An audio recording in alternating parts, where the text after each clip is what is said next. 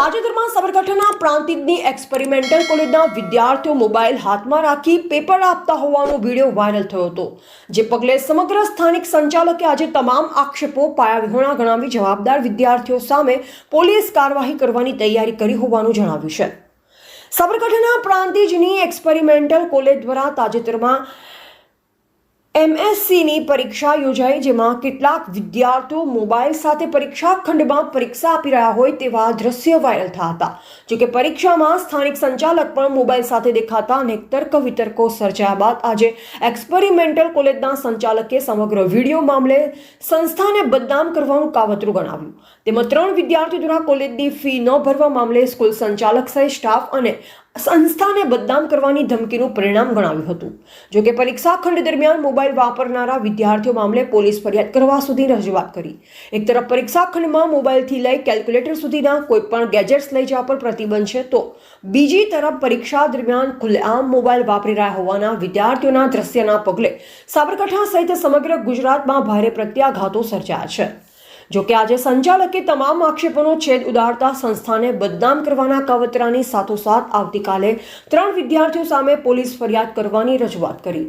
જોકે એક તરફ એક્સપેરિમેન્ટલ કોલેજમાં MScના અભ્યાસ કરનારા 198 જેટલા વિદ્યાર્થીઓના ભાવિનો સવાલ છે, તો બીજી તરફ મોબાઈલથી પરીક્ષા આપનાર વિદ્યાર્થીઓના પગલે કેટલાય હોનાર વિદ્યાર્થીઓનું ભાવિ જોખમાય તેવી પરિસ્થિતિ પેદા થઈ રહી છે।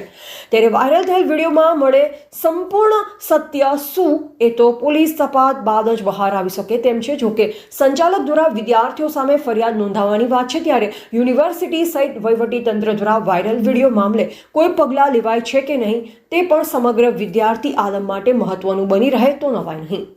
સાબરકાંઠાના પ્રાંતિજની એક્સપેરિમેન્ટલ કોલેજ દ્વારા શરૂ પરીક્ષાએ મોબાઈલનો ઉપયોગ થઈ રહ્યો હોવાનો વિડીયો સમગ્ર શિક્ષણ આલમમાં ભારે ખળભળાટ સર્જી રહ્યો છે।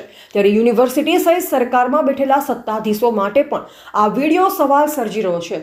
જોકે તેનો જવાબ તંત્ર દ્વારા કેવો આપવામાં આવશે તો હવે સમય જ બતાવશે, પરંતુ હાલમાં તો કેટલાય વિદ્યાર્થીઓ માટે આ વિડીયો આજકા સમાજ બની રહે તો નવાય નહીં।